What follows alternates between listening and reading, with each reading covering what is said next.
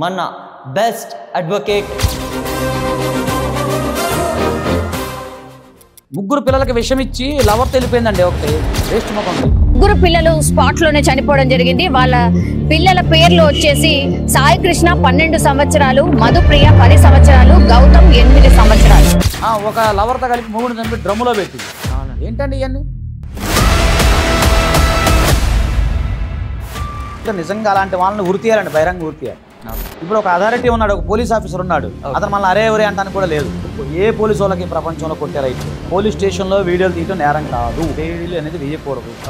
So ఒకవేళ ఒక మహిళ పైన ఒక అతను దాడి చేస్తున్నాడు, చంపేయండి, ఏం కాదు. మీ రక్షణ కోసం అతను చంపేయచ్చు. మన ఇంట్లో దొంగబాయి లోపలికి వచ్చాడు, నిన్ను చంపడానికి కత్తి తీసుకుని వచ్చాడు, నిన్ను చంపేస్తాడు 2 నిమిషాలు అయితే, చంపేసేయి. సరే, ఇప్పుడు మామూలుగా ఈ ఎవరు పడితే వాళ్ళు ఏదైనా ఇప్పుడు మనకి ఏదైనా నచ్చో వీడియో పెట్టి ఒక సోషల్ మీడియాలో పెడితే నచ్చినట్టు కామెంట్స్ పెట్టి తిడుతూ చాలా అంటే పార్లమెంటరీ లాంగ్వేజ్ వాడితే తిడతారు. సో వాళ్ళపైన ఒక యాక్షన్ కానీ ఏదైనా కేసు అవుతుందండి, అంటే పోక్సో ఇలా అని section 11 and 12 of POCSO act. అసలు ఏం సార్ అంటే ఇప్పుడు ఒక అమ్మాయి నాకు మెసేజ్ పెట్టింది ఇన్స్టాల్ దగ్గర వచ్చేటప్పుడు కార్లో చూసుకున్నాను. సార్ ఒక అబ్బాయి 3 నెలల క్రితం పరిచయం అయ్యాడు వాట్సాప్లో, ఇద్దరం కూడా వీడియోలో రికార్డ్ చేసి మొత్తం నన్ను డబ్బులు కావాలని బెదిరిస్తాను, నాకు ఆత్మహత్య శరణ్యం అని పెట్టింది ఆ పిల్ల. అంటే మీ దగ్గరికి వచ్చిన కేసులో లైక్ షార్టెస్ట్ కేసు, అంటే పెళ్ళైన ఇన్ని రోజులకే విడిపోయారా అన్న రోజులు కూడా కాదు.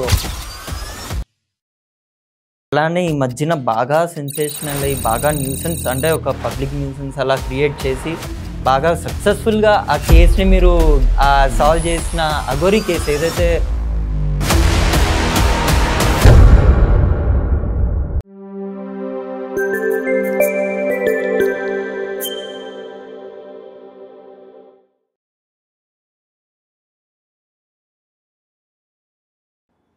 అనిల్ బ్రో, కోర్ట్ మూవీ భలే ఉంది కదా.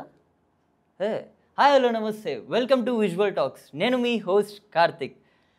మనం ఏదైనా సొసైటీలో ఒక ఇన్సిడెంట్ జరిగినా, ఒక సంఘటన జరిగినా న్యాయం జరగాలి అని అనుకుంటాం. కానీ ఆ న్యాయం జరగాలంటే అంతే సరైన వాదన కోర్టులో వినిపించాలి, అంతే స్ట్రాంగ్ ఎవిడెన్స్ సబ్మిట్ చేయాలి. సో ఒక టాప్ మోస్ట్ లాయర్ గురించి నేను ఇవాళ చెప్పబోతున్నాను. ఆయన ఇవాళ మన పాడ్కాస్ట్లో కూడా ఉన్నారు. బ్లాక్ బోర్డ్లో ఒక స్టూడెంట్ దగ్గర నుండి బ్లాక్ కోట్ వేసుకుని హైకోర్టులో టాప్ మోస్ట్ లాయర్గా ఆయన ఎదిగారు. 2003లో ఆయన ప్రాక్టీస్ స్టార్ట్ చేసి ఇప్పటికీ చాలా సక్సెస్ఫుల్గా కంటిన్యూ చేస్తున్నారు. నాకు తెలిసి ఆల్మోస్ట్ నాకు ఒక 2-3 ఇయర్స్ కలిపితే నా ఏజ్ అంతా ఆయన ఎక్స్పీరియన్స్ ఉంటుంది. అండ్ అలానే 2018లో most influential lawyer of the year award కూడా తీసుకున్నారు. అండ్ అలానే ఆయన ప్రజా సమస్యల పైన చాలా పోరాటాలు చేశారు, హ్యూమన్ రైట్స్ పైన. కానీ చెప్పే కొద్దీ తక్కువే. సో ఆయనతో మరిన్ని విషయాలు మాట్లాడి ఆయనతోనే తెలుసుకుందాం. ఆయన ఎవరో కాదు, మన బెస్ట్ అడ్వకేట్ అండ్ చాలా ఫేమస్ మిస్టర్ సాయి కృష్ణ ఆజాద్ గారు ఇవాళ మన పాడ్కాస్ట్లో ఉన్నారు. హాయ్ సార్, ఎలా ఉన్నారు? సో ఫస్ట్లీ మా పాడ్కాస్ట్కి టైం ఇచ్చి మీరు ఇంత బిజీ స్కెడ్యూల్లో మా పాడ్కాస్ట్కి వచ్చినందుకు చాలా thank you sir. Thank you అండి, మీకు కూడా ధన్యవాదాలు. Thank you sir. సో ఇందాక నేను చెప్పినట్టు ఒక బ్లాక్ బోర్డ్ ముందు కూర్చుని ఒక స్టూడెంట్ నుంచి బ్లాక్ కోట్ వేసుకుని వాదించే ఒక లాయర్ వరకు అసలు మీ జర్నీ ఎలా స్టార్ట్ అయింది, అండ్ మీ చైల్డ్హుడ్ అంతా అసలు మీ ఫ్యామిలీ బ్యాక్గ్రౌండ్ ఏంటి, సో కొంచెం చెప్తారా? ఇంతవరకు నేను ఎవరికి నా వ్యక్తిగత విషయాలు షేర్ చేయలేదు, ఓపెన్గా చెప్తున్నాను. ఓకే. కాకపోతే ఇప్పుడు నా తెరిచి ఉంచిన పుస్తకమే. ఓకే. ఇప్పుడు ఫస్ట్ టైం మీ పిల్లలందరూ వీళ్ళందరికి కూడా ఏంటంటే చాలా హ్యాపీగా ఉండాలి, మీరు భవిష్యత్తులో మంచిగా ఎదగాలని కోరుకుంటున్నాను. Thank you sir, thank you so much. ఎందుకంటే మాది విజయవాడ కృష్ణలంక. సో మేము ఎప్పుడు కూడా ప్రతి ఒక్కడు విజయవాడలో ఉన్న ప్రతి పిల్లోడు ఎవరైనా సరే మేము ఊరు బయట నుంచి వెళ్ళేటప్పుడు అమ్మవారికి మొక్కుంటాం, అమ్మ రేపు భవిష్యత్తులో మేము మంచిగా ఎదగాలని చెప్పి. అలాగే వచ్చేటప్పుడు కూడా అమ్మ నీ బ్లెస్సింగ్ తీసి స్థాయికి వచ్చావని చెప్పుకుంటాం. అలాగే మీ అందరికి కూడా ఆ అమ్మవారి ఆశీస్సులు ఉండాలని చెప్పి నేను ఆశిస్తా ఉన్నా. ఒకటి. రెండోది ఏంటంటే మాది కుటుంబ నేపథ్యం అంటే ఏం లేదు సార్. నాన్నగారు రిక్షా కార్మికుడు, సిపిఎం లీడరు, కమ్యూనిస్ట్ పార్టీ యోధుడు. ఓకే. సో అమ్మగారు ఏముందంటే పొలం పనులు ఏముంటాయి కదా సార్ మామూలుగా. అది అలాని అంటే పేద కుటుంబం కాదు, మాకు ల్యాండ్స్ ఉన్నాయి, ఆ రోజుకున్నాయి ఈ రోజుకు ఉన్నాయి. ల్యాండ్స్ ఏం లేదు, తక్కువ లేదు, ఇప్పుడు కూడా చాలా ఉన్నాయి. కాకపోతే ఆ రోజుల్లో ఏంటంటే పొలం అనేది పండేది కాదండి. 30-40 ఇయర్స్ బ్యాక్ వాటర్ ఎక్కడ సార్, అంతా చాలా కష్టాలు పడేవాళ్ళు. రైతు అనే వ్యక్తి కష్టాలు పడి పొట్టకూటు కోసం రిక్షా కార్మికుడు గానో దీనిగానో చేసేవాళ్ళు కదా సహజంగా. ఇప్పుడు అన్ని కోట్ల రూపాయలు అయిపోయినాయి అనుకో. సో ఆ విధంగా నాన్నగారు ఉన్నారు, ఆయన కమ్యూనిస్టు బాగా సిపిఎం బ్యాక్గ్రౌండ్ బాగా. సో దానివల్ల నాకు ఆజాద్ అని ఆయన పెట్టారు. ప్లస్ నేను కూడా విజయవాడ కృష్ణలంకలోనే పుట్టి పెరిగిందంతా కృష్ణలంకే. ఓకే. అదే వీళ్ళు నాన్నగారు బందరు మచిలీపట్నం, అమ్మ వాళ్ళది వచ్చేసరికి గుంటూరు అనమాట. ఓకే. సో కృష్ణా గుంటూరు ఎక్కడైనా సహజంగా ఏంటంటే మా ప్రాంతంలో కృష్ణా గుంటూరు కలవటం, ఏలూరు, అవును, ఇవన్నీ కామన్. ఈ 3-4 జిల్లాలు, అవును. ఒంగోలు, 4-5 జిల్లాలు సహజంగా కలవటం. మా చుట్టాలంతా అట్లా అన్ని జిల్లాల్లో ఉన్నారు. అవును. సో నేను కృష్ణలంకలోనే పుట్టి పెరిగానండి. కృష్ణలంక ఏపీఎస్ఆర్ఎం స్కూల్లో చదువుకున్నాను. ఇక అక్కడ నుంచి మా ప్రస్థానం ఏం స్టార్ట్ అయిందంటే నేను ఎస్ఎఫ్ఐ లీడర్గా వచ్చాను అనమాట. ఎస్ఎఫ్ఐ లీడర్, స్టూడెంట్ లీడర్గా వచ్చాను. తర్వాత నా క్లాస్మేట్స్ చాలామంది ఉన్నారు, ఈరోజు అంతా పెద్ద పెద్ద స్థాయిలో ఉన్నారు. సో అట్లా ప్రజా ఉద్యమంలోకి స్టార్టింగ్లోనే నేను ఇంటర్మీడియట్ డిగ్రీలో ఉన్నప్పుడే స్టార్టింగ్లోనే ప్రజా ఉద్యమంలో పాల్గొన్నాను. విజయవాడ అంటే ఉద్యమాల పురిటిగడ్డ అండి. ఓకే. సో ఈరోజు నేను ఈ స్థాయిలో ఉన్నానంటే ముఖ్యంగా నా తల్లిదండ్రులకి, అలాగే నేను పుట్టి పెరిగిన కృష్ణలంక ప్రాంత వాస్తవ్యులు, అలాగే విజయవాడ ప్రజలందరికీ పేరు పేరున ధన్యవాదాలు. అలాగే అందరికంటే ముఖ్యంగా మా తల్లి, మహాతల్లి కనకదుర్గమ్మ అమ్మవారి ఆశీస్సులు ఈరోజు ఈ స్థాయిలో ఉన్నామంటే. ఇంకో రెండో తల్లి ఎవరో తెలుసా? కృష్ణమ్మ. ఎందుకంటే మా కృష్ణలంక అంటే కృష్ణా నది పక్కనే ఉంటాం. మా జీవితం సగం జీవితం అక్కడే స్టార్ట్ అవుతుంది. చిన్నప్పుడు చేపలు పట్టడం, నదిలో ఈతకెళ్ళటం, స్కూల్ మానేసి వరదలు వచ్చినప్పుడు అడవిలు చూడటం, ఇవన్నీ కూడా ఏంటంటే ఒక అనుబంధం, మాకు అనుబంధం, ఆప్యాయత. తర్వాత ఎంతో మహానుభావులు విజయవాడ పుర ప్రముఖులు చాలామంది గొప్ప వాళ్ళు ఉన్నారు. సో వాళ్ళందరికీ కూడా ఎందుకంటే పేరు పోరిన ధన్యవాదాలు. తర్వాత గతంలో ఉన్న నాయకులు ఎవరైతే ఉన్నారో వాళ్ళందరూ కూడా ఈరోజు వాళ్ళందరూ ఇన్స్పిరేషన్ అండి ఈరోజు నేను ఈ స్థాయికి రావడానికి కారణం. ఒకటండి నేను చెప్పి జనరేషన్కి ఏంటంటే ఇప్పుడే ఒకటి చెప్తాను, చాలామంది ఏంటంటే చిన్న సమస్య రాగానే సూసైడ్ చేసుకుంటాం. అవునండి.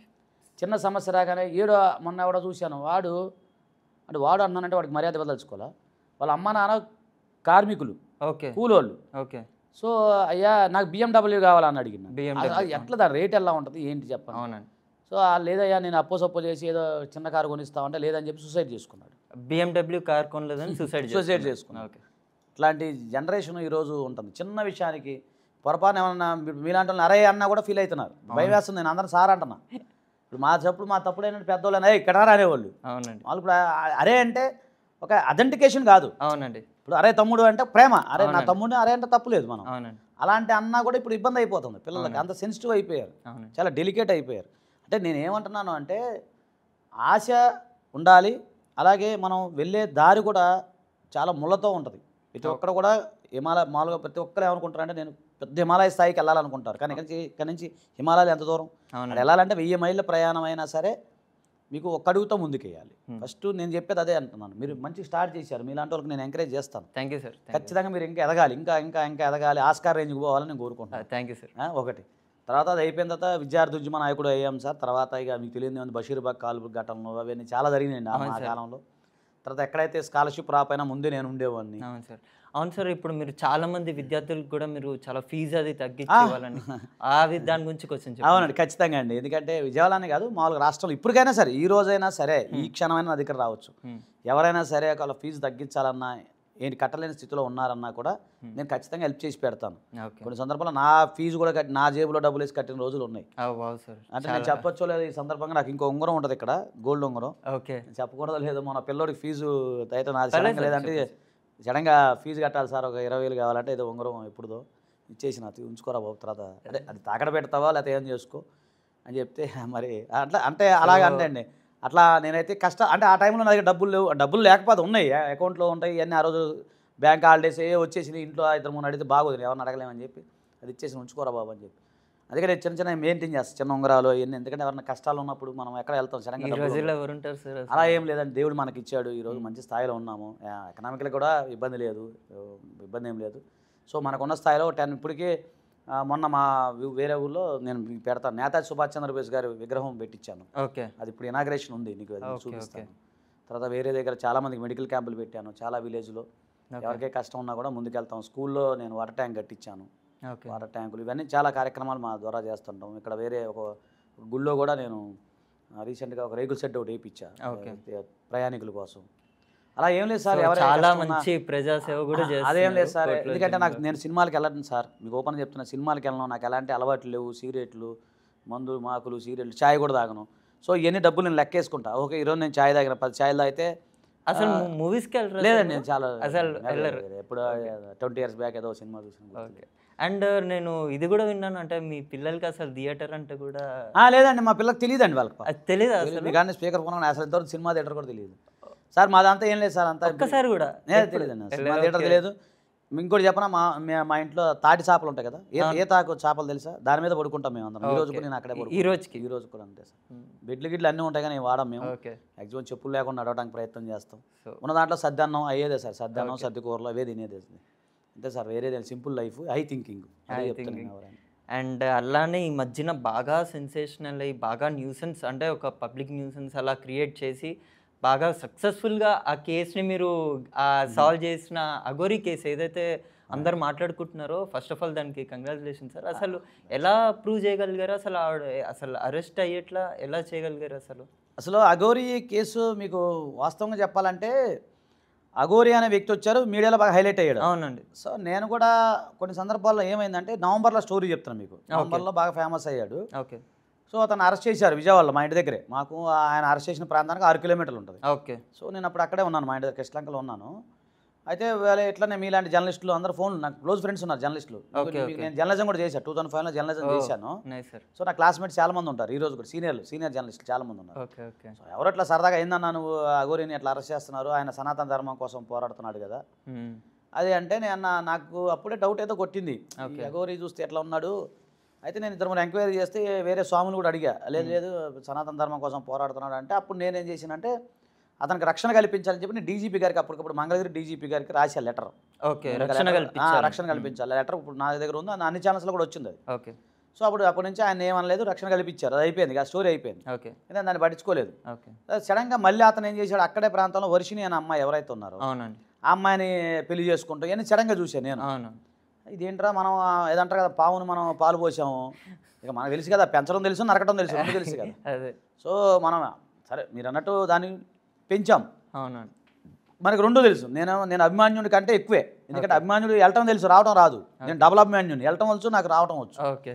సో నేను ఆలోచించి ఇట్లా కాదురా ఈ పని, ఇట్లా కాదనుకొని ఇక మొత్తం అన్నీ తెప్పించాను. ఇప్పుడు ఎవిడెన్స్ లేకుండా మనం ఏం చేయలేం. తెప్పిస్తే అతను దాదాపు ఒక మహిళల్ని 10 లక్షల రూపాయలు మోసం చేయటం, 10 lakhs. తర్వాత ఇంకొక మహిళని 3 లక్షలు మోసం చేయటం, తర్వాత వాళ్ళతో అసభ్యంగా ప్రవర్తించడం, అలాగే వర్షిణికి సంబంధించిన వాళ్ళు పెళ్లి చేసుకుంటాం, అమ్మాయిని వశీకరణ చేసుకుంటాం. అంటే ఏదో మొత్తానికి అతను చాలా అసలు ఎలా అయిపోయిందంటే, ఇది ఒక దుర్మార్గుడు రా బాబు అన్నట్టు అయిపోయింది. ఓకే. చివరికి వాళ్ళు ఉంటారు కదా, మాకు ఉంటారు ఫ్రెండ్స్, ఆజాద్ నువ్వేంటి ఇలా చేసావు అంటే, మనకేం తెలుసు అందరు నమ్మారు, మనం ఇట్లా అనుకోలేదు అనుకో. అదే వెంటనే, ఎందుకంటే నేనే కదా కట్టింది కోట, పడేసేది కూడా నాదే బాధ్యత అని వెంటనే మొత్తం అన్ని తెప్పించి, అసలు ఇది ఏం చేసాడు ఏంటి అని తెప్పించిన తర్వాత రాధిక అని చెప్పి మహిళా అడ్వకేట్ని మోసం చేశాడని తెలిసింది.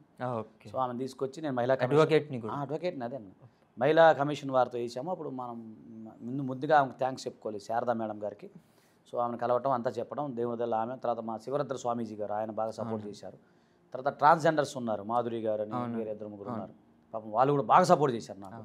సో మొత్తానికైతే అన్ని పట్టుకొచ్చినాం, వేపించేసాం. ఇప్పుడు జైల్లోనే ఉన్నాడు. ఇంకా ఇప్పుడు కూడా ఏంటంటే బార్ అసోసియేషన్లో, కరీంనగర్ బార్ అసోసియేషన్లో కేసు నమోదు చేయించాను నేను. ఓకే. అది రేప్ కేసు లాగా. సో అది ఏమైందంటే, ఇప్పుడు ఆ బార్ అసోసియేషన్ ప్రెసిడెంట్ గారితో కూడా నేను మాట్లాడాను. ఆయన కూడా థ్యాంక్స్ చెప్పాలి, ఎవరు కూడా బెయిల్ వేయొద్దు, ఎందుకంటే న్యాయవాది ఇక్కడ సంబంధించిన విషయం కదా. సో ఇతను వచ్చినా మళ్ళీ చీడపురుగులా తయారవుతాడని చెప్పేసి ఇంకా బార్ అసోసియేషన్ వాళ్ళు నిర్ణయం తీసుకున్నారు, ఎవరు బెయిల్ వేయకూడదని చెప్పేసి. అది కంటిన్యూ అవుతుందండి. సో చాలా పెద్దగానే శిక్ష పడే ఛాన్స్ ఉంది ఖచ్చితంగా. ఎందుకంటే ఒకటి, ఇప్పుడు ఏదైనా సరే ఒక మంచి పని కోసం ఉంటే ఎవరైనా సపోర్ట్ చేస్తారు, చెయ్యాలి కూడా, మన ధర్మం అది. అవునండి. నీకు అక్కడ ఎలా అన్నావంటే, నువ్వు సనాతన ధర్మం, ఒక హిందూ ధర్మం అని పేరు చెప్పి నువ్వు వాడుకున్నావు కదా, అక్కడ నాకు బాధ అనిపించింది. ఓకే. నువ్వు దొంగవైతే అది వేరే విషయం, నువ్వు వేరే రకంగా ఈ పేర్లు వాడకూడదు, ధర్మాన్ని అడ్డు పెట్టి. అది నేను అనేది. ఇప్పుడు ప్రపంచంలో మీరు అడగచ్చు, ఇప్పుడు చాలా మంది మా చూసే మిత్రులు కూడా అంటారు, దొంగతనాలు ఎక్కడ జరుగుతాయి, దొంగతనాలు జరుగుతున్నాయి, స్కాములు దొరుకుతాయి, ఆడెవడో ఇది పిల్లలకు ఉద్యోగాలు మీలాంటి పిల్లల దగ్గర ఉద్యోగాలు ఇప్పిస్తా అని చెప్పి 100 మందిని మోసం చేసిపోయిండు ఒక ఐటీ కంపెనీ ఇక్కడే ఈ కోకటపల్లిలోనే. ఓకే సార్, నాకు ఇక్కడ ఒక డౌట్ ఉంది. ఇప్పుడు నార్మల్గా మనం ఒక కంపెనీలో జాబ్ చేస్తాం సార్, ఒక సర్టన్ పీరియడ్ నేను జాబ్ చేశాక వాళ్ళు నాకు శాలరీ ఇవ్వను, ఇలా అది ఏదని చెప్తే వాళ్ళపైన ఏమైనా అసలు ఖచ్చితంగా చర్య తీసుకోవచ్చు. ఇప్పుడు నేను ఒకటే చెప్తాను, దీని ప్రకారంగా మీలాంటి యూత్ పిల్లలు ఎవరైనా సరే నా దగ్గరకు రండి. ఓకే. అది ఏ కష్టమైనా సరే, ఎవరైనా తాట తీసేస్తా. ఓకే. ఎందుకంటే పిల్లల జోలు వస్తే నేను ఊరుకోను, ఎందుకంటే మీరే ఇప్పుడు దేశానికి వెన్నుముక్క. అర్థమైందా సార్? అవును సార్. సో ఎవరైనా సరే ఉద్యోగం పరంగా మోసం జరిగిన తర్వాత మిమ్మల్ని అకారణంగా ఉద్యోగంలోకి తీసేసిన, అలాగే ఐటీ కంపెనీ వాడు ఎట్లనే మోసం చేసి ఏంటి ఏదైనా చేసినా కూడా అలాంటిది నేను ఉచితంగా మీకు వాదిస్తా. యూత్ పిల్లలందరికీ కూడా నేను వాదిస్తాను. చాలా గ్రేట్ సార్. ఖచ్చితంగా వాదిస్తాను. ఎందుకు అంటే ఈ ప్రేమలో గేమాలంటే నాకు నచ్చవు. సరే లవ్ మ్యారేజ్ అయి నేను ఎవరు ప్రామిస్ చేయను, కానీ ఓకే మీరు కెరీర్ పరంగా ఎదుగుతానంటే కెరీర్ పరంగా మీకు ఏ కష్టం వచ్చినా కూడా ఓకే ఒకవేళ మీ పైన ఎఫ్ఐఆర్ నమోదైంది, సో కానీ మీరు ఎగ్జామ్ రాయాలి, ఒక గ్రూప్ 1 గ్రూప్ 2 ఎగ్జామ్ రాయాలి, దాన్ని ఎలా రాయాలి ఏంటి, దానికి ఏమన్నా వెసులుబాటు ఏంటి నేను చెప్తాను. ఓకే అంటే మీరు జీవన ప్రయాణంలో మీరు ఎదుగుతాను అంటే నేను మీకు ఒక వెన్నుదన్నుగా నిలబెడతా, ఒక పెద్దన్నయ్యగా నిలబెడతా. ఓకే అది నేను చెప్పేది. సార్ నన్ను లవ్ చేశా, నాకు లవ్ మ్యారేజ్ చేయండి అలాంటిది తాట తీసేస్తాను, నేను మిమ్మల్ని కొడతా ఫస్ట్, నాకై నచ్చవు. లవ్ మ్యారేజ్ కాకుండా కెరియర్ ఈ నాశనం అయ్యే వ్యవహారాలు వద్దు. ఓకే ఇప్పుడు లవ్ అనో లేకపోతే డ్రంక్ అండ్ డ్రైవ్లో పట్టుకుని చాలామంది phone sir drunk and drive పట్టుకుని ముందు నా దగ్గరికి రా అంట, ఓకే నేనే తాట తీస్తామండి. అలాంటివి కాదు, వ్యక్తిగతంగా ఎదగటానికి మీరు ఏదైనా ఎదగటానికి మీరు భవిష్యత్తులో మంచి గొప్పగా ఉంటుంది ఏదైనా నేను చేసి పెడతాను. ఎలాంటి లైసెన్స్ అయినా సరే, ఎక్కడికైనా వెళ్ళాలన్నా కూడా ఒక ఎన్ఆర్ఐ అడ్వకేట్గా ఉన్న విదేశాల్లో మీరు ఎక్కడ జాయిన్ అవుతారంటే నేను చెప్తాను, మన క్లయింట్లు బోలు మంది ఉన్నారు. అంటే ఈ మోసం జరిగిందని కుంగిపోకుండా మీలాంటి మీ దగ్గరికి వచ్చి ఖచ్చితంగా రండి. ఓకే అండి. ఇంకోటి చెప్పనా మీకు, లోన్ యాప్ల వల్ల నా వీడియోల వల్ల నా వల్ల కొన్ని వందల మంది పిల్లగాలు బతికారు. లోన్ యాప్స్ వల్ల? అవును సార్, చాలా నెట్లో చూడండి కావాలండి. అవునండి అవునండి. బెట్టింగ్ యాప్స్ వల్ల నా వల్ల కొన్ని వందల మంది పిల్లగాలు. అవునండి, మీరు బెట్టింగ్ యాప్స్ మీద కూడా చాలా ఖచ్చితంగా నేను పోరాడాను సార్. ఇది అంటే బెట్టింగ్ యాప్ అంటే ఎవరైతే ప్రమోట్ చేస్తున్నారో అంటే వాళ్ళది తప్ప, లేకపోతే చూసి అంటే వీళ్ళు అంటే నేను ఆడకూడదు ఇది అని సెల్ఫ్ అవేర్నెస్ వాళ్ళకు ఉండాలి? అసలు 2 రకాలు. మీ పేరు మర్చిపోయాను. కార్తిక్. ఇప్పుడు నేను చెప్తా, 2 రకాలండి. అక్కడ సిగరెట్ గురించి ఒక హీరోనో ఎవరో సిగరెట్ తాగుతూ ఉంటాడు, తాగండి అని చెప్తారు కింద, సరే స్మోకింగ్ వాడద్దు, ఇన్సూరెన్స్ టు హెల్త్ అంటారు. ఇక ఆయన తాగమని ఎక్కడా చెప్పడు, ఎవరు కూడా తాగమని ఎవరు చెప్పరు. అవునండి, తాగుతాడు అంతే. థమ్స్అప్ తాగమని ఒక యాడ్ వస్తుంది, ఆయన హీరో లాగా పైనుంచి దూకుతాడు, ఇట్లా ఊపి థమ్స్అప్ తాగుతాడు, ఆయన తాగమని చెప్తాడా? కానీ మనం ఎందుకు తాగుతాం? అంటే మనకి ఇష్టమైన. నేనేమంటున్నానంటే ఇక్కడ ఇన్ఫ్లుయెన్సర్ చెప్పడం వల్ల బెట్టింగ్ యాప్ అనేది ప్రజల్లోకి వెళ్తుంది. ఇప్పుడు నువ్వు ఆడాల వద్దా అనేది నీ పరిస్థితి ఉంటుంది. ఎప్పుడైతే కష్టపడకుండా సులభంగా డబ్బు సంపాదిస్తాము అని ఎవరైతే అనుకుంటారో అది ఎప్పటికైనా డేంజరే. ఓకే. ఇప్పుడు మీకు బెట్టింగ్ యాప్ అనేది, బెట్టింగ్స్ అనేవి ఈ మధ్యకాలంలో కూడా లేవు, మీకు తెలుసో లేదో. మీకు ఇప్పుడు బెట్టింగ్ యాప్లు ప్రమోషన్స్ వచ్చినాయి, నేను కాదంటలేదు. అసలు బెట్టింగ్ అనేది ఎప్పటి నుంచో ఉంది. ఓకే. మా చిన్నప్పుడు కూడా రకరకాల గేమ్లు ఉండేవి. ఓకే. అదేదో దాని పేర్లు మాకు తెలియదు, చిన్నప్పుడు ఆడేవాళ్ళు అందరూ ఇళ్ళలో కూర్చొని ఆడుకునేవాళ్ళు. చిన్న అప్పుడే చాలా ఉన్నాయి. ఇది బాంబేలో దాని పరంగా ఇవి ఇక్కడ నడుస్తుండే అనమాట బెట్టింగ్లు. ఓకే. అప్పటి నుంచి ఉన్నాయి అవన్నీ. ఓకే. సో మీకు అలాగే కోళ్ళ పందాలు బెట్టింగ్ యాప్స్ ఉంటాయి, పేకాట లోనా బయట ఉంటుంది, అవన్నీ అయ్యే కదండి. అవి ఇప్పుడు మారి ఇట్లా వచ్చినాయి. ఎప్పుడైతే మనిషి తక్కువ కష్టపడకుండా డబ్బు సంపాదిస్తాను అత్యాసకు పోతాడో అక్కడే ప్రాబ్లం అవుతుంది. అలా నేను బెట్టింగ్ యాప్ ప్రమోషన్ చేసి వెనకేసుకొని రావడం లేదు, వాళ్ళని కూడా తాట తీస్తాను. మీరు ఇప్పుడు ఎవరైతే మీరు పాకిస్తాన్ గురించి మాట్లాడుతున్న వాడిని కూడా మనం వార్నింగ్ ఇచ్చాను, నేను ఫోన్ చేసి చెప్తున్నా సార్. అలాంటి నేను అందరికి వార్నింగ్ ఇచ్చాను. నేను నా బెట్టింగ్ యాప్ ప్రమోషన్స్ అందరు తాట తీస్తా అని చెప్పి వార్నింగ్ ఇచ్చాను. అయిపోయారు చాలామంది పిల్లలు. నేను ఏమంటున్నానంటే ఒకటి బ్రదర్, ప్రతి ఒక్కరు కూడా ఈ ప్రపంచంలో అట్రాక్షన్ కనబడుతుంది. అట్రాక్షన్ ఉందంటే దానికి ఖచ్చితంగా ఇప్పుడు ఏదంటారు కదా, ప్రతి గులాబీ పువ్వు బాగుంటుంది కానీ దాని కింద ముళ్ళు ఉంటుంది. సో మనం తొందరపడకుండా కోసేసుకుంటుంది.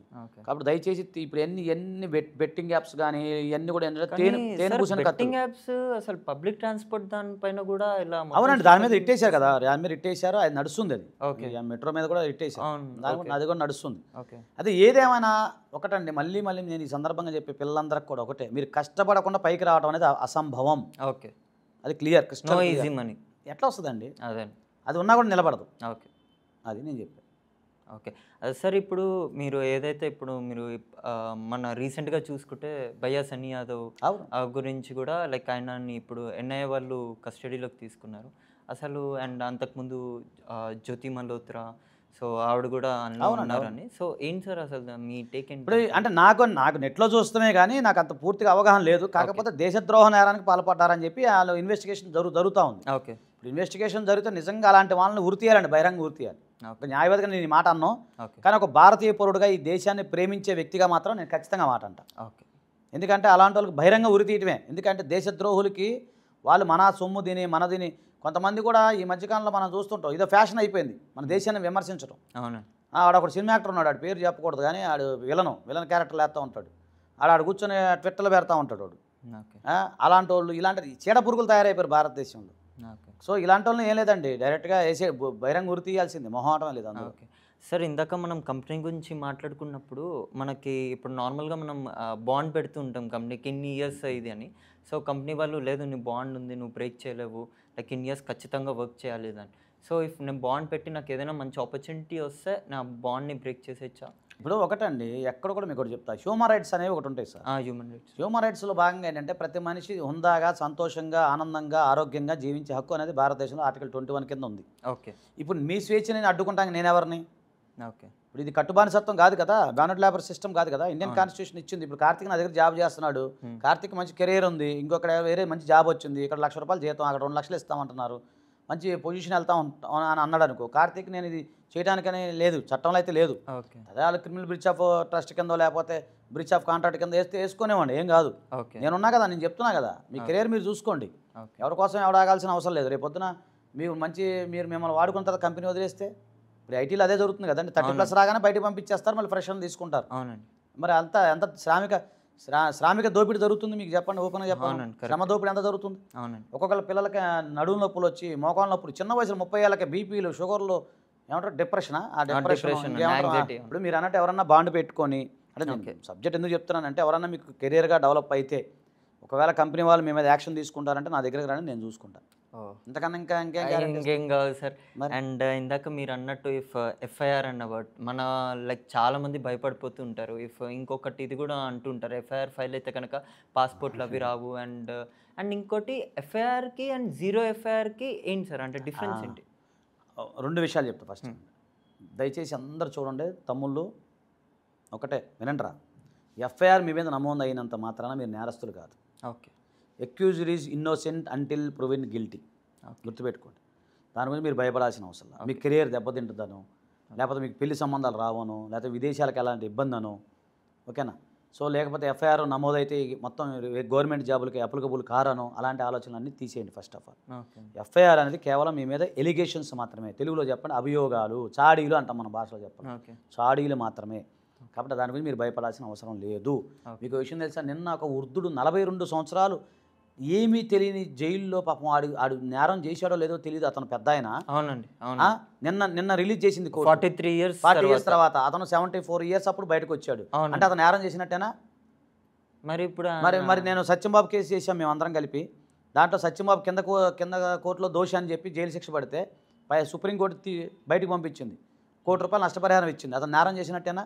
భారతదేశంలో మీకు తెలిసిన అవునా కాదో చూసుకోండి, మీరు లెక్కలు చూసుకోండి.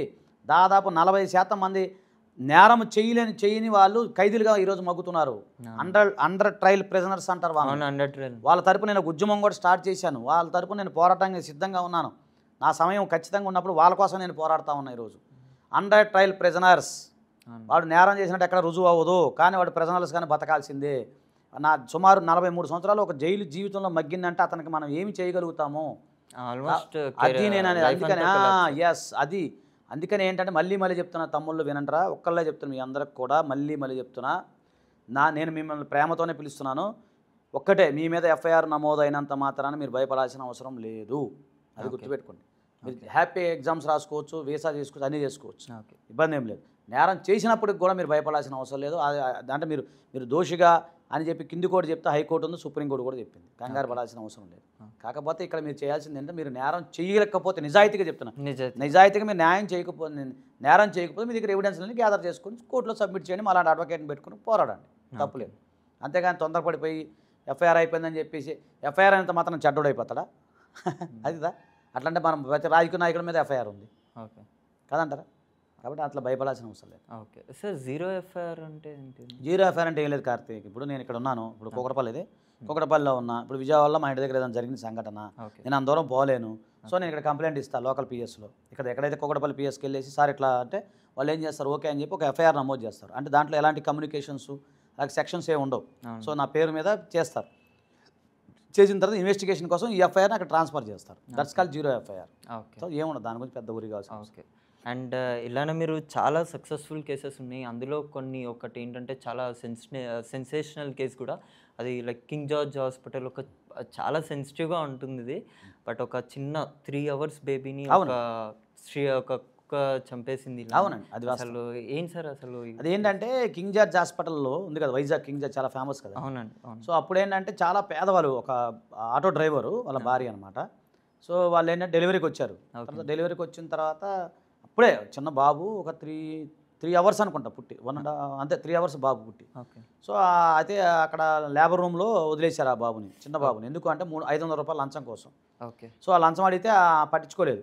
సో ఆ లంచం పాపం అతను ఇవ్వలేకపోయాడు, ఆటో డ్రైవర్, సామాన్య ఆటో డ్రైవర్. సార్ నేను బయటకు వెళ్తానని చెప్పి అతను బయటికి వెళ్ళాడు. బయటికి వెళ్ళి వచ్చిన తర్వాత అప్పటికల్లా అక్కడ ఆమె స్పృహ, సహజంగా ఏంటంటే అప్పుడే డెలివరీ అయిన మహాతల్లులు ఎవరైనా ఉన్నారో వాళ్ళు రారు, స్పృహలోకి రారు. సో ఆ బాబుని చూసి ఆమె అక్కడ పక్కన పెట్టుకొని పడుకుంది. ఆ లోపల అక్కడ కుక్కలు ఏవైతే ఉన్నాయో అవి మామూలుగా తిరుగుతూ ఉంటాయి. ఇప్పుడు కట్టడైందిలేండి, అప్పుడు మామూలు కుక్కలు అన్నాని కోసం అని దానికోసం తిరుగుతూ ఉంటాయి. లోపలికి వచ్చేసి ఆ బాబుని తీసుకుని వెళ్ళిపోయింది. మీకు ఆ వీడియో నేను పంపిస్తా, ప్లే చేసుకోండి. అది తినేసింది బాబుని మొత్తం. అది సెన్సేషనల్ అయింది. ఇక నాకు ఇన్ఫర్మేషన్ ఇట్లానే మీలాంటి మిత్రుడు అన్న ఏంటని పరిస్థితి ఇట్లా అయితే అట్లా అంటే వెంటనే నేను దాన్ని హ్యూమన్ రైట్స్ కమిషన్ ఫిర్యాదు చేయడం జరిగింది.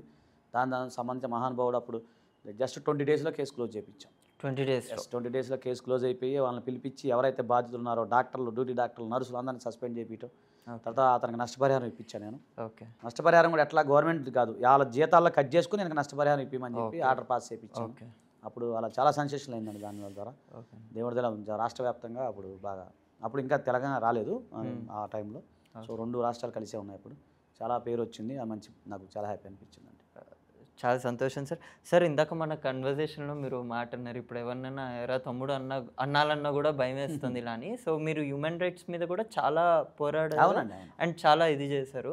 ఇప్పుడు నార్మల్గా నేను ఇప్పుడు బండి మీద వెళ్తున్నప్పుడు మా ఫ్రెండ్ ఒక అతను ఉన్నాడు. అతను వెళ్తున్నప్పుడు బండి ఆపి ఎరా లైసెన్స్ అంటే వాడు నాకు ఫోన్ చేసి చెప్పాడు, అరే అలా అంటే లైసెన్స్ చూపించు అనకుండా ఎరా లైసెన్స్ చూపించు అని కొంచెం రఫ్. సో ఎవరైనా ఇప్పుడు ఆన్ ద స్పాట్ చలాన్ కట్టించడం కానీ, ఇప్పుడు మీరు క్లియర్ చేయందే వెళ్ళొద్దు ఇక్కడ నుంచి అని కానీ, లేకపోతే కీ తీసుకోవడం కానీ, సో ఇలాంటిది అసలు అంటే అది అలానే ఉంటుందా అండి అసలు?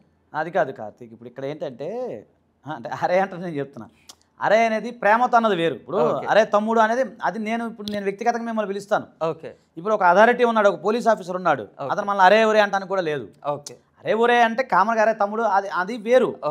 ఇస్తావా ఎవరా అని ఒక రుబాబుగా మాట్లాడతాం కదా. ఇక్కడ 2 రకాల పద్ధతి, పిలుపులో 2 రకాలు ఉంటుంది. ఇప్పుడు ప్రేమగా నానా చిన్న కన్నా అరే రారా చోటు అంటే అది వేరు, దాన్ని ఎవరేమనరు. ఇప్పుడు నాకన్నా పెద్దోడు నన్ను అరే చోటు అంటే నేను వస్తాను, నాకు అభ్యంతరం లేదు. అలా కాకుండా నువ్వు ఒక యూనిఫామ్ వేసుకొని ఒక అధికారిగా ఉన్నప్పుడు అంటే అక్కడ అరే తురే అనేది పదాలు వాడద్దు. అంటే ఇక్కడ నీకు అహంకార పూరితమైన పదాల గురించి నేను మాట్లాడుతున్నా. అది క్లియర్గా కోర్టు కూడా చెప్పింది. నీకు ప్రేమపూర్వకంగా మాట్లాడుకుని ఎవరు పట్టించుకోరు. ఇప్పుడు రేపు పొద్దున మా నాన్న ఉన్నారు, అరే రారా అంటారు, లేదా మా అన్నయ్య ఉంటాడు అరే అంటాడు, ఇప్పుడు నేనున్న మా తమ్ముడు అరే, అది వేరు. ఆ ఉద్దేశం మీరు అథారిటీగా ఒక అధికార పరంగా నువ్వు ఒక పోలీస్ స్టేషన్కి వెళ్ళినప్పుడు నిన్ను ఎవరైనా సరే అరే అని అంటానికి లేదు. ఓకేనా? సో మిమ్మల్ని అరే అంటానికి లేదు, అరే తురే అంటానికి ఎక్కడ చట్టంలో లేదు, క్లియర్గా ఉంది, ఎక్కడ లేదు. నేను పెట్టిన సార్ 10 లక్షలు పోయింది వీడియో, 10 లక్షలు 1 మిలియన్ దాటిపోయింది ఆ వీడియో. ఈరోజు అరే తురే అనేది లేదు. తర్వాత మీకు బూతులు తిట్టేది లేదు, కొట్టే రైట్ లేదు. ఏ పోలీసు వాళ్ళకి ప్రపంచంలో కొట్టే రైట్ లేదు. అది నేను ఎప్పటి నుంచో పోరాడుతా ఉన్నాను. రీసెంట్గా ఒక వీడియో ఇప్పుడు బాగా సోషల్ మీడియాలో ట్రెండింగ్ అవుతుంది. లైక్ ఎవరో తెలీదు, ఒక ముగ్గురిని కూర్చోబెట్టి తెనాలి ఘటన, దాని మీద నేను వేసాను, కాల్ మీద చాలా అది నడుస్తుంది. అది నడుస్తుంది. నేనేమన్నా చాలా జరిగినాయండి. మీకు నీలా బెహరావర్స్ ఆఫ్ ఇండియా చాలా కేసులు ఉన్నాయండి, లాకప్ డెత్లు అవన్నీ చాలా ఉన్నాయి. పెద్ద డీప్ స్టోరీ ఒకరోజు పెట్టుకుందాం, హ్యూమన్ రైట్స్ మీద ఒక పెట్టుకుందాం. సో అలా అంటానికి రైట్ లేదు. ఇప్పుడు మీరు బండి మీద వెళ్తున్నారు, మీ క్వశ్చన్ లేదు సార్, ట్రాఫిక్ కానిస్టేబుల్ కీ తీసుకునే అధికారం లేదని మొట్టమొదటి చెప్పింది నేనే 2017లో. కానీ ఆ వీడియో కొట్టండి ఇప్పుడు మీకు వస్తుంది, అట్లా ప్రచారం అయింది. సో నేనేమన్నా కీ తీసుకునే అధికారం ఎప్పుడు ఏ సందర్భం లేదు. ఒకవేళ ఇల్లీగల్గా ఉండి ఒకటి దొంగ బండి వేసుకెళ్తున్నాడు లేదా గంజాయి వేసుకెళ్తున్నాడు, అలాంటి సమయంలో తప్పదు, పోలీసులు వాళ్ళ డ్యూటీ వాళ్ళు చేయాలి. కానీ ఒక కామన్ మ్యాన్గా నేను బండి మీద వెళ్తున్నా, నేను కోర్టుకి వెళ్తున్నా, బయలుదేరాను, చలానా కట్టాలి, బండి లాక్కోడానికి అధికారం లేదు. నీకు కావాలంటే చలానా కట్టాలంటే పంపించి ఇంటికి, లేదా నీకు అంత ఇబ్బంది అయితే ఛార్జ్ షీట్ ఫైల్ చేసుకో, కోర్టులో మేము చూసుకుంటాం, అంతే కదండి. సో ఆన్ ద స్పాట్ చలానా కట్టాలని ఎక్కడ చట్టంలో లేదండి, మీకు ఎక్కడ లేదు, చట్టంలో లేదు. దానికి కొంత సమయం ఇస్తారు. ఇప్పుడు కరెంట్ బిల్లు కూడా మీకు నోటీసు లాగానే వెనక్కి కరెంట్ బిల్లు ఉంటుంది. సో మీరు ఎలక్ట్రిసిటీ యాక్ట్ ప్రకారం వెంటనే మీరు కరెంట్ బిల్లు కట్టకపోతే వెంటనే పీకడానికి లేదు, ఇది గుర్తుపెట్టుకోండి. వెంటనే మీకు కరెంట్ తీయడానికి లేదు, మీకు 15 రోజులు గ్రేస్ పీరియడ్ ఉంటుంది. అది లేదనుకుంటే మీరు ఎలాగో ఇప్పుడు లోక్ అదాలతులు ఉంటాయి కొన్ని సందర్భాల్లో, అంత చలానా కట్టపోయినప్పుడు ఆటోమేటిక్గా తర్వాత సగమైన చలానా కట్టుకోవచ్చు. ఓకే. అది గవర్నమెంట్ చెప్తుంది తర్వాత. అలాంటిది అంతే. అంతేగాని ఏమంటే ఇప్పుడు పోలీసు వ్యవస్థ ఎవరైనా సరే ఈ చలానాలు దీని మీద పడే బదులు దేశంలో చాలా సమస్యలు ఉన్నాయి. ఓకే. చాలా పెద్ద పెద్ద కేటుగాలు ఉన్నారు, వైట్ కాలర్ నేరాలు జరుగుతున్నాయి, కోట్ల రూపాయలు టర్న్ ఓవర్ అవుతున్నాయి. ఆ నీరవ్ మోడీ వాళ్ళంతా పోయి ఆ కోట్ల రూపాయలు దోసుకొని పోయారు, వాళ్ళు పట్టుకోమన్నాడు. ఓకే సార్, ఇప్పుడు మీలాంటి ఎంతో ఫేమస్ లాయర్స్ ఇది చెప్తున్నారు అసలు తిట్టే రైట్ కానీ కొట్టే రైట్ లేదని. ఈవెన్ ఐపీఎస్ ఆఫీసర్స్ కూడా కొన్ని వీడియోస్లో చెప్పారు. నేను అండ్ అయినా కూడా ఇంకా స్టిల్ అది ఎందుకు కంటిన్యూ? ప్రజల యొక్క అవేర్నెస్ ఉండాలండి ఫస్ట్. ఓకే, ప్రజల యొక్క అవేర్నెస్ ఉంటే అది మనం చేస్తాం. కానీ సార్ అంటే ఇప్పుడు నాకు ఒక నార్మల్ ఇదిగోండి రాజుగారు ఐపీఎస్ ఆఫీసర్, ఎవరికి లేదు. ఆయన ఇదిగో ఇది నేను పెట్టింది ఆయనతో పాటు. ఓకే. ఐపీఎస్ ఆఫీసర్ గారు చాలా పవర్ఫుల్ పోలీస్ ఆఫీసర్. ఆయన ఫస్ట్ గానే చెప్తా ఉన్నారు, ఒక అడ్వకేట్ గా నేను మళ్ళీ చెప్తాను, గతం నుంచి కూడా పోలీసు వారికి కొట్టే తిట్టే రైట్ లేదు, మీరు గమనించండి. అయితే రెస్పెక్ట్ ఇవ్వాలి, మనం కూడా అధికారులకు రెస్పెక్ట్ ఇవ్వాలి. అలా నువ్వు మనం ఏదో దొరికిలేదని చెప్పి మనం అంటానికి కూడా లేదు. ఒకటి సార్, ఇచ్చి పుచ్చుకునే మర్యాద అనేది కంపల్సరీ ఉండాలి. మర్యాద ఆభరణం లాంటిది, ఇచ్చి పుచ్చుకునే మర్యాద ఉంటుంది. నువ్వు అరే అంటే ఇది అరే అంటారు. నేనైతే వాత్సల్యంగా మాట్లాడే పదాలు వేరు. ఇప్పుడు దేవుని కూడా అరే స్వామి అంటాం మనం, రా అంటాం. అదే అది వేరు. అది దానికి అసలు ప్రపంచంలో ఏ చట్టం చెప్పదు, ఏ ఎక్సెప్షన్ చెప్పదు. ఓకే. అంటే మనకి అసలు ఒక సిటిజన్గా ఒక అంటే పక్కాగా ఇవి నాకు తెలియాల్సిన సెక్షన్స్, అంటే ఎవరైనా ఇప్పుడు నాకు ఆపితే నాకు ఇవి తెలియాలి, నేను వీటి గురించి మాట్లాడాలి అంటే ఒక బేసిక్ అవేర్నెస్ అన్న బేసిక్ సెక్షన్స్ ఏంటంటే అంటే నాకు అంటే ఇక్కడ సెక్షన్స్ కంటే ఓకే మనం భారత రాజ్యాంగం ఇచ్చిన కొన్ని హక్కులు తెలుసుకోండి సార్. హక్కులు సెక్షన్స్ పెద్దగా ఏం అక్కర్లేదు. Okay okay. అది నేరం చేసినప్పుడు కదా సెక్షన్స్ ఉపయోగపడేది. హక్కులు తెలుసుకోండి, రైట్స్ అనేది తెలుసుకోండి. ఓకే. రైట్స్ ఏంటంటే మెయిన్ రైట్ చెప్తున్నాను, మనల్ని మనం కాపాడుకునే హక్కు. ఓకే. అంటే మీ మీద మీరు నించున్నారు ఇక్కడ, మీ మీద ఎవరైనా అటాక్ చేయడానికి వచ్చారనుకోండి, ఓకే, మీరు మీ రక్షణ కోసం అతను చంపేయచ్చు. ఓకే. అదే నోట్ దిస్ పాయింట్, జాగ్రత్త చూసుకో. ఓకే. మీరు ఏమంటారు, దాన్ని ఏమంటారు? Self defence. Yes, self defence అంటారు, లేదా ప్రాణరక్షణ హక్కు అనుకోండి. ఓకే. మీ పైన ఎవరైనా దాడి చేస్తే, ముఖ్యంగా మహిళలైనా సరే, నేను మహిళలకి నేను ఫస్ట్ కానీ సపోర్ట్ చేస్తాను. ఓకే. అమ్మాయిల విషయంలో ఎవరైనా వస్తే చంపేయండి, తర్వాత చూసుకోవచ్చు. ఇది మీకు రక్షణ కోసం నేను చెప్పేది. ఓకే. మీ ప్రాణరక్షణ కోసం చట్టంలో నేను చెప్పడం నా వ్యక్తిగత అభిప్రాయం ఎక్కడా లేదు. చట్టంలో ఉన్న మీరు అడిగారు కాబట్టి చెప్తున్నా. మీకు రక్షణ కలిగించుకోవాలి అంటే ఏ పోలీసు వాళ్ళు ఎవరు రారు. ఓకే. ఓకేనా? సో ఒకవేళ ఒక మహిళ పైన ఒక అతను దాడి చేస్తున్నాడు, చంపేయండి, ఏం కాదు. సార్ ఇలాంటి కేసులు కూడా ఉంటాయి అంటే నిజంగానే క్రైమ్ చేసేసి అది నేను సెల్ఫ్ డిఫెన్స్, అది పోలీసులు ఇన్వెస్టిగేషన్ చేస్తారు. అది అంత పిచ్చోళ్ళకి లేదు కానీ ఈ రోజులు అంత అమాయకులు ఎవరు లేరు కానీ తెలిసిపోతాడు. ప్రాణరక్షణ హక్కు అనేది ఉంది. మన ఇంట్లో దొంగ బాయ్ లోపలికి వచ్చాడు, నిన్ను చంపడానికి కత్తి తీసుకొని వచ్చాడు, నిన్ను చంపేస్తాడు 2 నిమిషాలు అయితే, నువ్వు చంపేసాయి. ఓకే. దానికి ఎవరేం చేయలేదు కదా, అది తెలిసిపోతుంది కదా సర్కమ్స్టాన్సెస్. అది వేరు, దాన్ని ఇన్వెస్టిగేషన్ చేస్తారులేండి, అంత పిచ్చోళ్ళు కాదు. కానీ అంటే నేనేమన్నానంటే ఇప్పుడు ఇక్కడ ఎగ్జాంపుల్ చెప్తే, ఇక్కడ కూకటపల్లిలో ఒక 10 years బ్యాక్ ఒక ప్రేమోన్మాది ఒక మహిళను చంపడానికి వచ్చాడు కత్తి తీసుకొని. ఓకే. వెంటనే వాళ్ళ నాన్నగారు కొబ్బరి మండలం నరికి కత్తి అతను చంపేశాడు. ఓకే. మీరు నెట్లో కొట్టడం దొరుకుతుంది. ఓకే. సో అది ప్రాణరక్షణే కదా, చంపడానికి వచ్చాడు. ఓకే. వాళ్ళ కూతుర్ని వాళ్ళని చంపడానికి వస్తే అతను చంపేశాడు.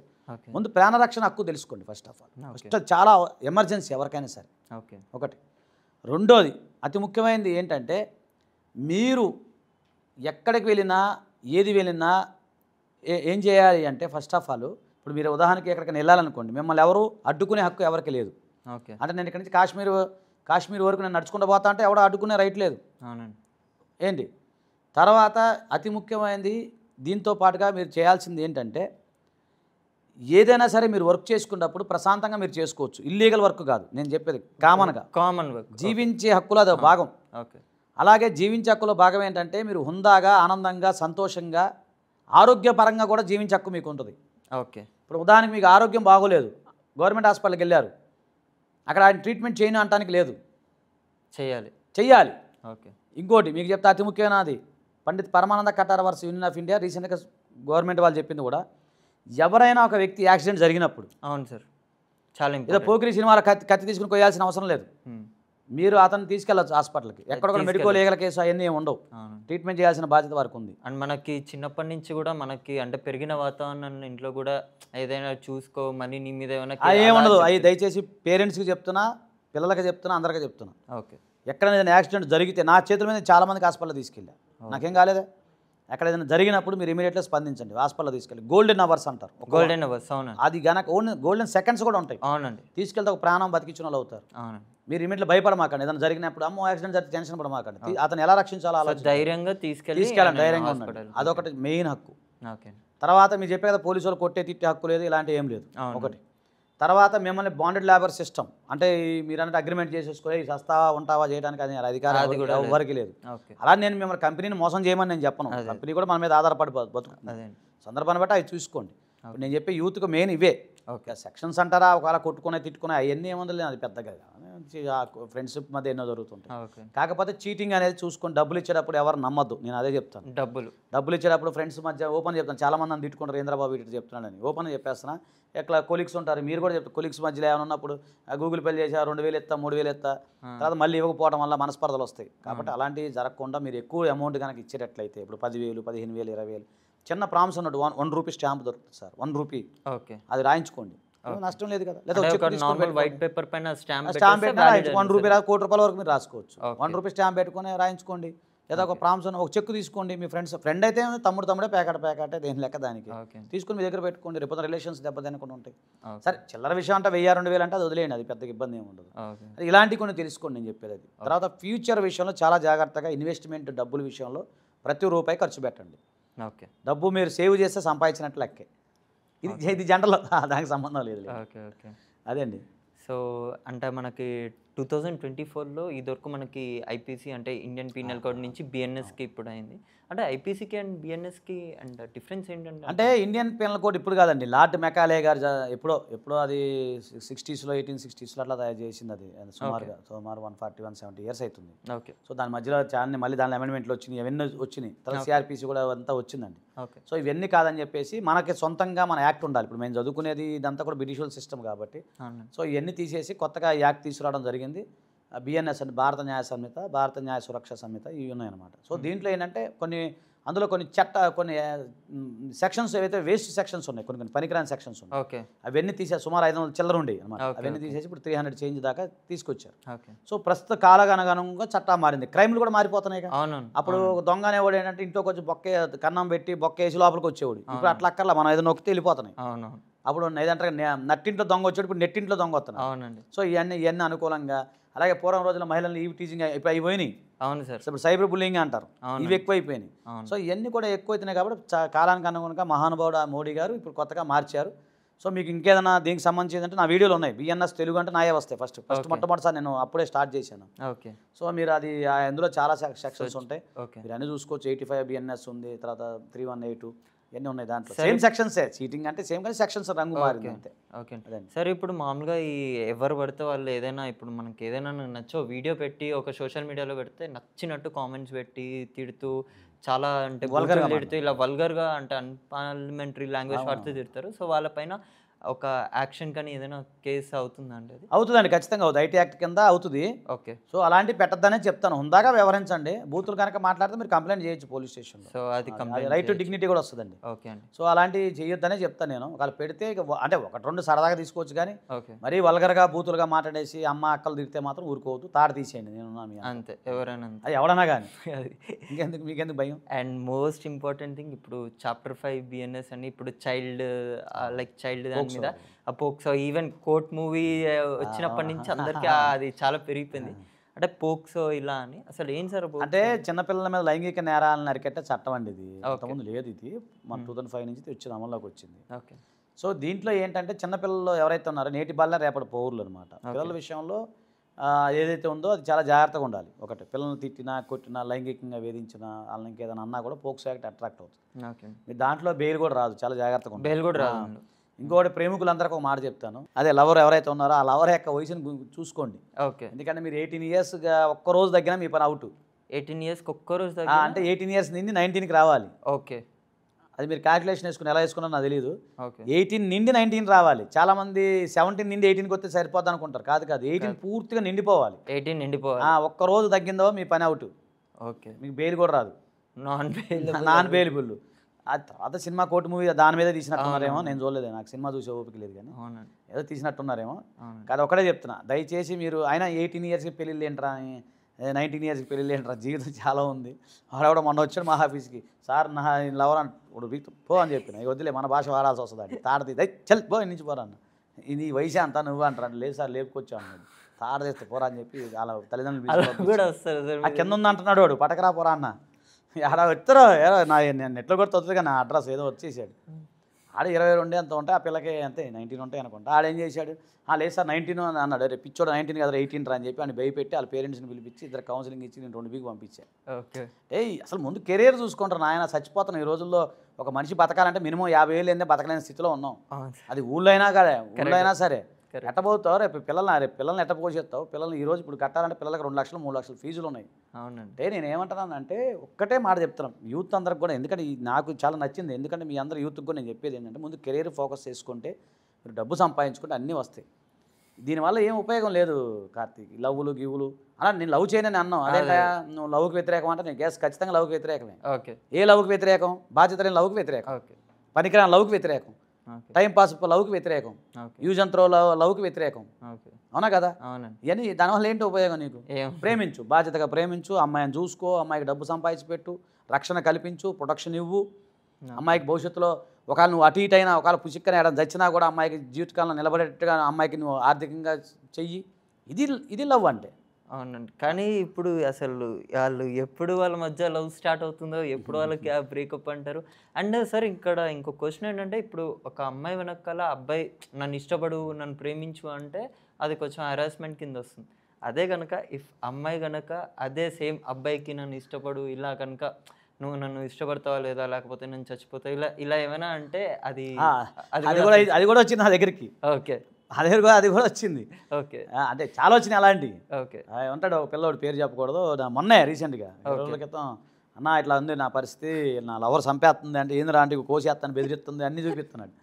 అరే బాబు అట్లా చేయొద్దురా నాయన, ఎవరైనా లా ప్రకారం అందరం సమాన్లే, నువ్వు భయపడాల్సిన అవసరం, నువ్వే తప్పు చేశాను, లేదు నేను తప్పు చేయలేదన్నా కదరా, పోలీసులో కంప్లైంట్ చేయించాం. అంటే అమ్మాయిని జైల్లో పెట్టాలని కాదు, మన మీదకి రాకుండా ఉండాలంటే. నేను అదే చెప్తున్నా, మళ్ళీ వినంటే తమ్ముళ్ళు, ఒక్కటే ఎవరైనా సరే, అంటే నేను ఇక్కడ అమ్మాయి అబ్బాయి అన్నాం, ఎవరైనా సరే నువ్వు నన్ను లవ్ చేయకపోతే నేను చచ్చిపోతా, లేకపోతే నన్ను నాతో మాడపోతే చచ్చిపోతా, ఫోన్ ఎత్తపోతే చచ్చిపోతా, మెసేజ్లు పెట్టకపోతే చచ్చిపోతా అని బెదిరించింది అనుకో, ఆయన తీసుకెళ్ళి మీరు పోలీసులో కంప్లైంట్ చేయండి. ఎందుకు అంటే ఎందుకంటే కొంతమంది సెన్సిటివ్ మైండ్ ఉంటుంది, వాళ్ళకి సూసైడ్ టెండెన్సీ అనేది కామన్, వాళ్ళకి భయపడితే వస్తుందంట. సో అలాంటి వాళ్ళు మీరు రక్షించిన వాళ్ళు అవుతారు. ముందు మీ సంగతి మీరు లోపలికి వెళ్ళడం అనేది పక్కన పెట్టండి, ఒక ప్రాణాన్ని మీరు రక్షించిన వాళ్ళు అవుతారు. అప్పుడు మీరు ఏం చేయాలి, ఇమీడియట్లీ పోలీసులను కంప్లైంట్ చేస్తే ఆ పేరెంట్స్ని పిలిచి ఆమెకి ట్రైనింగ్ ఇస్తారు, ఆ సైకలాజికల్ ట్రీట్మెంట్లు అవి ఉంటాయి, అవన్నీ ఇస్తారు. ఈ మధ్య సైకాలజిస్టులు ఎక్కువైపోయారు, సైక్రాటిస్టులు ఎక్కువైపోయారు. పిల్లలందరికీ మనోవ్యాధులు ప్రాబ్లమ్స్ ఉన్నాయి, మానసిక వ్యాధులు ఉన్నాయి. అంతే కదా సార్? మీరున్నారు, మీకు మాకు తేడా ఏంటి? ఎవడన్నా ఏదైనా కష్టం వచ్చిందా, హ్యాపీ తీరా బాబా అని మేము మా పని మేము చేసుకుంటాం. ఇది కష్టం అయితే అదే ప్రపంచంలో అదే పెద్ద కష్టం అనుకుంటాం. నేను అదే చెప్తాను, ఇప్పుడు పిల్లల్ని ఎప్పుడైనా సరే నాటుకోళ్ళలో పెంచాలి, ఫారం కోళ్ళలో పెంచొద్దు. నాటుకోళ్ళలో పెంచమనే కోరుకుంటాను నేను. ఫారం కోళ్ళలో పెంచితే వాడు ఏ సమస్య వచ్చినా పుచ్చికని చేస్తాడు. అవునా కదా సార్? చిన్నపిల్లకి ఐస్ వాటర్ ఎందుకండి? చిన్నపిల్లకి కూల్ డ్రింక్స్ ఏంటండి? చిన్నపిల్లకి ఏసీలు ఎందుకండి? అవసరం ఏసీలు వాళ్ళకి ఫాస్ట్ ఫుడ్లు పెట్టడం ఏంటండి? చిన్నపిల్లకి ఫాస్ట్ ఫుడ్లు, బిస్కెట్లు, చాక్లెట్లు, ఇంకేంది పిజ్జాలు, బర్గర్లు, రొట్టె మెక్కులు, మైదా పిండిలు ఏందండి ఇవన్నీ? వాడి అరాయించే శక్తి ఆడుంటుందోడికి. మీరు పెట్టాల్సింది ఏంది, తినేది ఏంది? పిల్లగాళ్ళు ఆడు పెద్ద అయ్యేసరికి 20 ఇయర్స్గా షుగర్ బీపీ అవుతుంది. ఇంకోటి చెప్పనా, ఓపెన్గా చెప్పనా, ఇంపార్టెన్స్ ఎక్కువైపోయింది ఈ మధ్య మీలాంటి యూత్కి. అనొచ్చో లేదో అది అంటే అందరూ అనకూడదు, ఎక్కువ పిల్లగాళ్ళకి ఎరక్షన్ ప్రాబ్లం అవుతుంది. మా దగ్గరకు వచ్చే సగం డైవర్స్ కేసు సగం అయ్యే వస్తున్నాయి. పెళ్లి చేసుకుంటాడు, వాడు వయసు 27 ఏళ్ళు ఉంటాయి, ఆడికి ఎరక్షన్ ప్రాబ్లం, వాడు ఏం చేయలేడు. ఫస్ట్ నైట్ అయిందంటే అవ్వట్లేదు సార్ అంటది ఆమె, ఏమైందమ్మా అంటే ఆడికి ఎరక్షన్ ప్రాబ్లం. ఆడికి 24 ఏళ్ళకి అలా ఎరక్షన్ ప్రాబ్లం ఏంటంటే నాకు అర్థం కాదు. వాడు రేపొద్దున పిల్లల్ని ఏం అంటాడు, దేశానికి బలమైన పిల్లల్ని ఏమి ఇస్తాడు వాడు? అసలు పిల్లలు రేపొద్దున జనాభా తగ్గిపోతున్నారు. మీ యూత్ ఇంకా అయిపోయిన దగ్గరకు వచ్చేసింది. ఇప్పుడు అప్పుడు అంతా 60% భారతదేశ యూత్ ఇప్పుడు 40కి వచ్చేసింది. ఇంకో 10 ఇయర్స్ పోతే 30, ఇంకో 10 ఇయర్స్ 20. ముసలు మేము ఎక్కిపోతాం, ముసలం అయిపోతాం మేము. ఇప్పుడు ఇంకో 10-20 ఇయర్స్ మేము ముసలం అయిపోతాం మేము. మా వల్ల మీకు దేశానికి ఉపయోగం ఏమి ఉండదు. అవునా కదా? మీరు చేయాలి. ఇప్పుడు ఆరోగ్యంగా ఉన్నటువంటి చిన్నపిల్లలకి అదేంటంటే పిజ్జానా, బర్గర్, అది పెడితే అని అరిగిద్దండి అసలు. అంటే నేను ఎందుకు సబ్జెక్ట్ చెప్తాను, లా సబ్జెక్ట్ కదా, కామన్ సబ్జెక్ట్ మాట్లాడతాను. చెప్పండి. ఏమయ్యా కాదు, అసలు నువ్వు అన్నం తిన్నావా? ఇప్పుడు ఓపెన్ చెప్పాలంటే లంచ్ చేసావా? చేయలేదు. ఓపెన్ మాట్లాడుతున్నా, నీది కూడా తప్పు ఉంది కదా. నేను నీ ముందే కదా అన్నం సద్యాన్నం తెచ్చుకుని బరబర తిన్నా, నీ ముందు అన్నం తిన్నా కదా. అవును సార్. మరి ఏంది మీరు చేసేది ఏంది? రేపు పొద్దున మీరు ఏం చేస్తారా, ఏం చేయగలుగుతారు? ఒక 20 కేజీలు, నాతో పాటు 30 కేజీలు 40 కేజీలు బియ్యం మోయగలుగుతావా? ఒక ఎరువులు బస్తా మోయగలుగుతావా? ఎందుకు అంటే నేను నిన్ను అనట్లేదు, సమాజం అట్లా ఉంది. ఆ డ్రింక్ తాగుతాడు వాడు, థమ్స్అప్ తాగుతాడు, దానివల్ల ఎంత లాసు. ఓకే. అంటే ఇప్పుడు నేను అనేది దేశానికి పట్టుకొమ్మలు ముందు వీళ్ళు. అవును సో నేను మిమ్మల్ని ఎవరిని విమర్శించట్లా, మీ ఎంజాయ్ మీరు చెయ్యండి, అవునండి కాదని ఎవరు అనరు. దానికంటే వీక్లో ఒక రోజు పెట్టుకోండి, ఒకరోజు పిజ్జా బర్గర్ ఏంటంటే పిస్తా తొస్తా ఏంటి మాత్రం తినేయండి. ఓకే మిగతా రోజు మంచిగా పప్పు అన్నం నెయ్యి అన్న మన కల్చర్ ప్రకారం మంచిగా అవి ఉంటాయి కదా, మిల్లెట్స్ అని అవన్నీ మంచిగా తినండి. ఒక్కరోజు మాత్రం ఎంజాయ్ చేయండి, అది నేను చెప్పేది. ఓకే లేస్తే కడుపులు మార్చుకొని అయ్యని అంటే నేనేమంటానంటే దీనివల్ల చట్టానికి సంబంధం కాదు, చట్టానికి కూడా లింక్ ఉంది. ఓకే అదేంటి సార్ మీకేం సంబంధం, మీరు డాక్టరా ఏమని చెప్తున్నారంటే ఎస్, నేను కూడా ఒక రకంగా డాక్టరే, మంచి చెప్పాడు ఎవడైనా డాక్టరే, ఆరోగ్యపరమైన ఏమైనా డాక్టర్. దానివల్ల ఏమవుతుందంటే నేను ఇప్పుడు ఎందుకు సబ్జెక్ట్ దీన్ని డీవియేషన్ వెళ్తున్నానంటే దీని ద్వారా మీకు డిప్రెషన్ వస్తుంది, అవును దీని ద్వారా సరైన ఆలోచన ఉండదు, ఓకే దీని ద్వారా మీరు క్రైమ్ చేయాలనిపిస్తుంది. క్రైమ్ చేయడానికి కూడా మెదడే కదా మెయిన్. అవునండి అవును అకారణంగా డబ్బు సంపాదించాలనిపిస్తుంది. 3 పిల్లలకి విషం ఇచ్చి లవర్తో వెళ్ళిపోయిందండి ఒక వేస్ట్ మొక్క ఉంది తెలుసా మీకు, మొన్న రీసెంట్గా 3 పిల్లలకి ఆ పెరుగన్నంలో అన్నం పెట్టి లవర్తో వెళ్ళిపోయింది తెలుసా మీకు ఆ విషయం, సంగారెడ్డిలో. ఓకే ఏంటి ఆ మైండ్, 3 పిల్లలు చంటి పిల్లల్ని చంపేసింది. తర్వాత మొగుడిని చంపమని చెప్పి ఒకళ్ళకి సుపారీ ఇచ్చింది, సూపర్ ఒక లవర్తో కలిపి మొగుడిని చంపి డ్రమ్ములో పెట్టింది. అవునండి ఏంటండి ఇవన్నీ దేని ద్వారా వస్తున్నాయి అనుకుంటున్నారు మీరు, దేని ద్వారా వస్తున్నాయి చెప్పండి, నిజాయితీ చెప్పండి. సరైన ఆరోగ్యకరమైన వాతావరణం లేకపోవడం, సరైన తిండి లేకపోవడం, సరైన ఆలోచన లేకపోవడం, సరైన చెప్పేవాళ్ళు లేకపోవడం, ఇదే మీకు మీరు అనుకుంటున్నారు చాలామంది. పాస్తానం ఇంకేమున్నాయి అని పేరు, బర్గర్ పేర్లు మన జంక్ ఫుడ్, మీకు చెప్పండి జంక్ ఫుడ్, పూర్తి జంక్ ఫుడ్. దానివల్ల ఎందుకు అవుతుందంటే ఇదే మానసిక స్థితి ఉండదు. ఓకే మీరు మంచిగా పొద్దున్న లేచి సద్దానం తినండి, బీత్వాలో పెరుగుతుంది, మీ మైండ్ ఉల్లాసంగా ఉంటుంది. ఉదయం 6 గంటలకు 7 గంటలకు లేచి ఎండలో కూర్చోండి, మీ విటమిన్ డి రావడం వల్ల మీ మైండ్ సాయంత్రం దాకా ఈవినింగ్ దాకా ఉంటుంది. నేను ఏమంటున్నాను, మీరు ఉదయం 9ంటికి లేచి 8ంటికి లేచి విటమిన్ డి డెఫిషియన్సీ పెట్టుకొని మీరు నెట్లో కొట్టి చూడండి, విటమిన్ డి డెఫిషియన్సీ వల్ల ఇంత మానసిక వ్యాధులు ఉంటాయి, ఎంత మానసిక గ్రస్తులు అవుతారు పిల్లలు. సరే ఇప్పుడు ఒక్కప్పటికి ఇప్పటికి ఫుడ్లో ఎంతైతే చేంజ్ ఉందో, ఈవెన్ మీరు చాలా ఈవెన్ మనకి పెళ్ళైన తర్వాత ఒక్కసారి మ్యారేజ్ అయితే మళ్ళీ ఇంకా వాళ్ళతోనే లైఫ్ ఉంటుంది. ఇప్పుడు ఎప్పుడు పెళ్ళి అవుతుందో తెలియదు, మళ్ళీ వాళ్ళకి ఎప్పుడు డైవర్స్ అవుతుందో తెలియదు. డైవర్స్ కేసెస్ ఒకటి చాలా అవునండి మీకు వస్తూనే నేను రోజు చేసే మ్యాక్సిమం ఏదో మా దరిద్రం ఏందో అర్థం కావట్లేదు జనరేషన్, నేను డైవర్స్ కేసులే చేయాల్సి వస్తుంది. ఎందుకు సార్, ఎందుకు అంత తొందరగా? అంటే లైక్ అటు అమ్మాయిల్లో లెక్క లేకపోతే అబ్బాయిల్లో ఆలోచించే విధానం అసలు ఇప్పుడు 2 చేతులు కలిస్తేనే చప్పట్లు. అవునండి. ఇప్పుడు ఇక్కడ సమస్య ఏంటంటే మెయిన్ తల్లిదండ్రుల సమస్య. ఓకే నేను ఓపెన్గా చెప్తాను, మీరు ఏమని అనుకోండి. పేరెంట్స్ని మీకు అదే చెప్తున్నాను, పేరెంట్స్ ఎప్పుడైనా సరే పిల్లల్ని ఒక గైడ్లైన్స్ ఇవ్వాలి. ఓకే ఇప్పుడు ఉదాహరణకు మీకు మాట చెప్తాను, మా ఇంట్లో చిన్నప్పుడు టేప్ రికార్డ్ చెడిపోతే, మేము రేడియో చెడిపోతే దాన్ని తిరిగి రిపేర్ చేయించుకునేవాళ్ళం. ఓకే ఇప్పుడు ఆ పరిస్థితి ఉందా ఫోన్లు? లేదండి. స్క్రీన్ గార్డ్ పోతే ఏమంటే మార్చేసి కొత్త ఫోన్ కొనాల్సి వస్తుంది. అవును అవునా కదా సార్? అవునండి. కానీ అంటే పూర్వం ఉన్న మైండ్ సెట్ వేరు, ఇప్పుడు ఉన్న మైండ్ సెట్ వేరు. ఇప్పుడు ఉదాహరణకు భార్యలో కొన్ని అవలక్షణాలు ఉన్నాయి, లేదా భర్తలో కొన్ని అవలక్షణాలు ఉన్నాయి. ఫస్ట్ మీరు చేయాల్సింది ఏంటి, ఆమెను మార్చడానికి ప్రయత్నం చేయాలి, ఓకే ప్రయత్నం చేసి రిపేర్ చేసుకొని మళ్ళీ వాడుకోవాలి. ఆ యొక్క ఓపిక నేర్పు సహనం లేదండి. తర్వాత చెప్పే కదా, ఇప్పుడున్న ఈ మానసిక టెన్షన్స్లో దీని ద్వారా ఈ మానసిక ఒత్తిడిలో ఫుడ్ వల్ల, నేను అదే చెప్తున్నాను, చివరికి ఎక్కడికే వస్తుంది ఫుడ్ వల్లే. ఫుడ్ వల్ల, కొన్ని డెఫిషియన్సీ వల్ల, బీత్వాల వల్ల, కొన్ని విటమిన్స్ డెఫిషియన్సీ వల్ల మానసిక స్థితి బాగోదు పిల్లలకి. మానసిక స్థితి బాగోలేకపోవడం వల్ల ఏమవుతుందంటే అక్కడ ఇద్దరి మధ్య అరమరికలు ఉండవు, ఏదైనా కష్టం వచ్చినా ఉండదు, నష్టం వచ్చినా ఉండదు. పూర్వం సినిమాలు చాలా సినిమాలు ఉంటాయి, మీరు చూడండి పాత సినిమాలు, ఎస్వి రంగారావు గారు వీళ్ళందరూ ఉంటాయి. ధనవేర అన్నిటికీ మూలం అనే ఒక సినిమా ఉంది. అది అక్కడికి వెళ్తే ఆ భార్యాభర్త రోడ్డు మీద పడేస్తే ఇద్దరు సత్రంలో ఉండి మళ్ళీ చీపుర్లు కట్టుకొని అమ్ముకొని మళ్ళీ డెవలప్ అవుతారు. అలాంటి అన్యోన్యమైన సంబంధాలు లేవు. ఓకే నువ్వు ఇప్పుడు ఏంటంటే నువ్వెంత యుగో, నువ్వెంత మెయిన్ అదొకట. తర్వాత రెండోది ఓపెన్గా చెప్తున్నాను మీకు, ఇదే కాకుండా అతి ముఖ్యమైనది ఏంటంటే ఈ కమ్యూనికేషన్ వల్ల ఎక్కువ ఈ ఇల్లీగల్ కాంటాక్ట్స్ ఎక్కువ పెరుగుతూ ఉన్నాయి, అడాల్టరీ అనేది పెరుగుతూ ఉంది. దాంతో సుప్రీంకోర్టు వారు క్రిస్టల్ క్లియర్గా చెప్పారు, adultery is not crime in India. Okay so ఒక భార్య వేరే వాళ్ళతో ఉండొచ్చు, భర్త వేరే వాళ్ళతో ఉండొచ్చు, దాని మీద ఎవరు ఎలాంటి కేసులు పెడతానికి రైట్ లేదు.